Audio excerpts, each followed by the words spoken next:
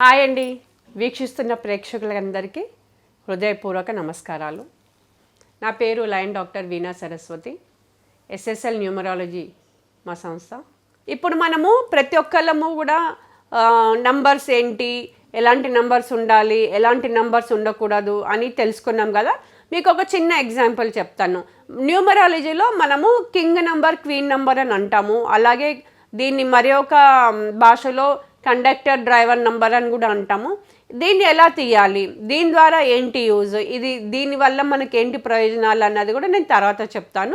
First king number, queen number ఎలా వస్తుంది, దీని ద్వారా ఎలాంటి ఉపయోగాలు ఉండబోతాయి, దీన్ని మనం ఏం చెప్తాము అన్నది నేను మీకు చెప్తాను. ఫర్ సపోజ్ నేను ఒక డేట్ ఆఫ్ బర్త్ మీకు ఎగ్జాంపుల్గా తీసుకుంటే కనుక ఒక 22/11/2001 22/11/2001 లెక్క తీసుకుందాము. ఇందులో డేట్ ఆఫ్ బర్త్ డేట్ ఏం చెప్తున్నాను, 22 చెప్తున్నాను. 22 అంటే 22ని మనం ఇందాక స్టార్టింగ్లో చెప్పాను కదా, ఏ కాంపౌండ్ నెంబర్ అయినా ఫస్ట్ మనం ప్లస్ చేసుకొని సింగిల్ డిజిట్కి తీసుకొని రావాలని చెప్పి, అలా 22 అంటే 2 + 2 ఏమవుతుంది, 4 అవుతుంది. ఓకే, సో ఈ డేట్ని కాంపౌండ్గా ఉన్నవి సింగిల్ డిజిట్లోకి తీసుకొస్తే దాన్ని 4 వస్తుంది. కాబట్టి 2 + 2 4 కాబట్టి ఆ 4ని మనం కింగ్ నెంబర్ అంటాం. ఓకేనా, మళ్ళీ ఒకసారి రిపీట్ చేస్తున్నాను. 22/11/2002 ఈ ఇయర్ డేట్ ఆఫ్ బర్త్ వాళ్ళని మనం ఒకవేళ పరిగణలోకి తీసుకుంటే దీంట్లో కింగ్ నెంబర్ ఎలా తీయాలి అంటే 22 డేట్నే తీసుకోవాలి. డేట్ 2 + 2 ఏమవుతుంది, 4 అవుతుంది. సో సింగిల్ అంకెల్ని తీసుకొని రావాలి. సో 2 + 2ని 4. అలాగే 30వ తారీఖు ఫర్ ఎగ్జాంపుల్ 30వ తారీఖు అయితే వెళ్ళినా అంటే 3 + 0 3 వస్తుంది కదా. సో 3 + 0 3నే తీసుకుంటాము. 2 అంకెలు ఉంటే యాడ్ చేస్తాము, ఇంకో 2 సింగిల్ డిజిట్ ఉన్నా అదే తీసుకుంటాం, 3 తీసుకుంటాం. ఒకవేళ 21 ఉందనుకోండి, 2 + 1 3. అట్లా 2 నంబర్స్ని యాడ్ చేసి సింగిల్ డిజిట్లోకి తీసుకొని వస్తే దాన్ని మనం కింగ్ అని అంటాము అనమాట. సో ఇక్కడ నేను 22 ఎగ్జాంపుల్గా తీసుకున్నాను కాబట్టి 2 + 2 4 అవుతుంది. సో ఇక్కడ మనం 4 అనేది కింగ్గా మనము పరిగణనలోకి తీసుకుంటాము. అలాగే క్వీన్ ఎలా తీసుకోవాలి అంటే, ఇప్పుడు డేట్ ఆఫ్ బర్త్ని మనం క్యాలిక్యులేట్ చేసుకున్నాం కదా. క్వీన్కి ఏం చేస్తామంటే 22 నవంబర్ 2002 2002 మళ్ళీ 2 + 2 4 వస్తుంది. మళ్ళీ 11 ఏంటి, నవంబర్ అంటే అంకెల్లో 11 కదా. 11 అంటే 1 + 1 2. మళ్ళీ ఇక్కడ ఆల్రెడీ 2 + 2 చేసాము 4 4 2 4 ఏమొస్తుంది, 4 + 1 4 + 2 6 6 + 4 10. అవునా, సో అదే కదా వస్తుంది. ఇప్పుడు మనం ఏమనుకున్నాం, డేట్ ఆఫ్ బర్త్ 22 నవంబర్ 2002 అనుకున్నాం, కరెక్టా. సో దీన్ని మొత్తం క్యాలిక్యులేట్ చేసుకోవాలి మనము. డేట్లో 2 + 2 4 వచ్చింది, మంత్లో 1 + 1 2 వచ్చింది, ఇయర్లో 2 + 2 4 వచ్చింది. సో 4 2 4, ఈ 4 2 4ని మనం యాడ్ చేసుకున్నాం అనుకోండి, 4 + 2 6 6 + 4 10 10 వచ్చింది. కాబట్టి టోటల్గా దీన్ని మళ్ళీ సింగిల్ డిజిట్ తీసుకొస్తే 1 వస్తుంది.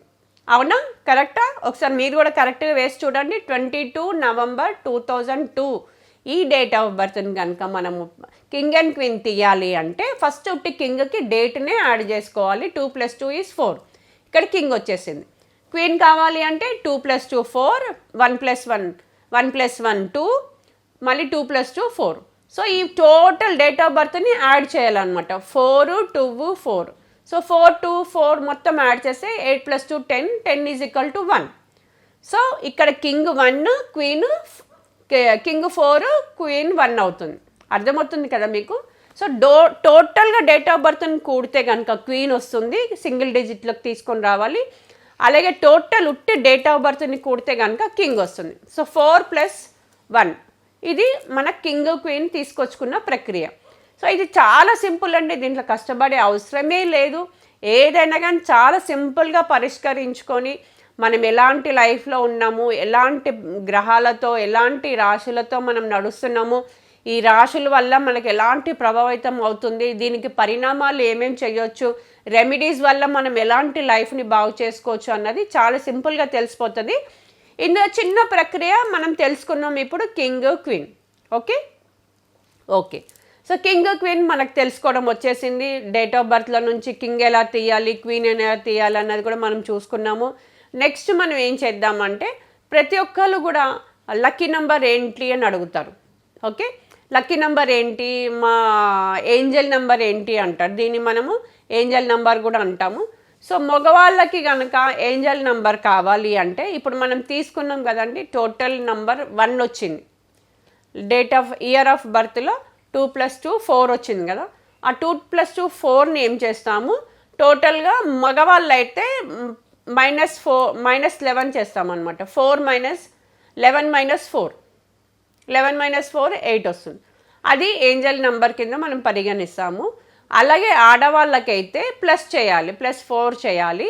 సో ఇక్కడ మనకు ఆల్రెడీ క్వీన్ నెంబర్ 4 + 4 2 + 2 6 4 వచ్చింది కాబట్టి ఆ 4+కి ఇంకా 4 యాడ్ చేస్తే 8 వస్తుంది. సో ఏంజల్ నెంబర్ 8 లాగా చూడాలి. Year of birth year calculate చేసుకొని దాన్ని సింగిల్ కాంపౌండ్కి తీసుకొస్తే మగవాళ్ళు అయితే -11, ఆడవాళ్ళైతే +4 చేయాలన్నమాట. అప్పుడు ఏంజల్ నెంబర్ కూడా వస్తుంది. ఏంజల్ నెంబర్ వచ్చిన వాళ్ళు ప్రతిరోజు ఆ ఏంజల్ నెంబర్ని గ్రీన్ పెన్తో లెఫ్ట్ పైన రిస్ట్ మీద ఇట్లా రాసుకోవాలి.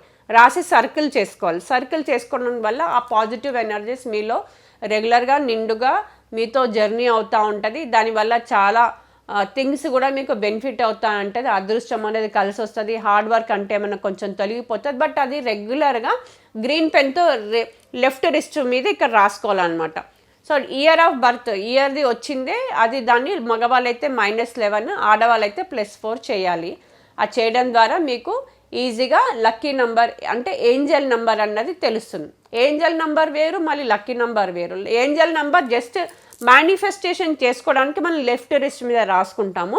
లక్కీ నెంబర్ అనేది మళ్ళీ డేట్ ఆఫ్ బర్త్ ప్లస్ మనం ఇది చార్ట్లో వేసి చూశాక లోషో గ్రిడ్లో లక్ష్మీ యంత్రం అంటాము, అందులో మనం చూసి లక్కీ నెంబర్ ఏంటి అన్నది ప్రతి ఒక్కరికి మనకు అది తెలుస్తుంది. ఎప్పుడు వర్కౌట్ చేసి కన్సల్టేషన్స్ చేసినప్పుడు మీకు లక్కీ నెంబర్ ఏంటి, అన్లక్కీ నెంబర్ ఏంటి, బెనిఫిట్ నెంబర్స్ ఏంటి, మిస్సింగ్ నెంబర్స్ ఏంటి, లోషో గ్రిడ్లో ఎలాంటి నెంబర్స్ ఉన్నాయి, లోషో గ్రిడ్లో ఎలాంటి నెంబర్స్ ఉంటే మీకు సెట్ అవుతుంది, మిస్సింగ్ నెంబర్ వల్ల మీరు ఎలాంటి రెమెడీస్ చేయాలి, ఇవన్నీ కూడా చాలా పెద్ద సబ్జెక్ట్ అండి. దీన్ని మనం స్టెప్ బై స్టెప్ నేర్చుకుంటూ పోతేనే మనకు అది తెలుస్తుంది. సో డెఫినెట్గా ఇదొక్కటి ప్రక్రియని మన జీవితంలో అలవర్చుకుంటే కనుక మన జీవిత విధానం అన్నదే మారిపోతుంది. అందులో చాలామంది కూడా health, relationship, carrier and money ఈ 4 సంబంధించినటువంటి ఈ 4 విధి విధానాలతో ఎవరైతే జీవితంలో పోరాటంతో కష్టజీవితంతో కన్నీరు కార్చుకుంటూ వాళ్ళ జీవితంలో ఎప్పుడు మంచి రోజులు వస్తాయి, మాకు ఇంకా ఇలాంటి ప్రాబ్లమ్స్ అయినా అని ఎదురు చూసే వాళ్ళకి ఇది ఒక చక్కటి అవకాశము. HRCMని మెరుగుదిద్దుకోండి. HRCM అంటే health, carrier, relationship and money. ప్రతి ఒక్క సగటు మనిషికి తప్పకుండా అవసరమయ్యేటివి ఈ 4 HRCM. హెల్త్ ఎలా ఉంటుంది, క్యారియర్ ఎలా ఉంటుంది, రిలేషన్షిప్ ఎలా ఉంటుంది అండ్ మనీ ఎలా ఉంటుంది మా లైఫ్లో, ఈ 4 కావాలని కోరుకుంటారు. ఈ 4 కూడా మనకి just date of birth and mobile number ద్వారా తెలిసిపోతుంది. దీన్ని మీరు చక్కదిద్దుకొని ఒక మంచి జీవితంలో ప్రయాణం చేస్తారని కోరుకుంటున్నాను. Thank you.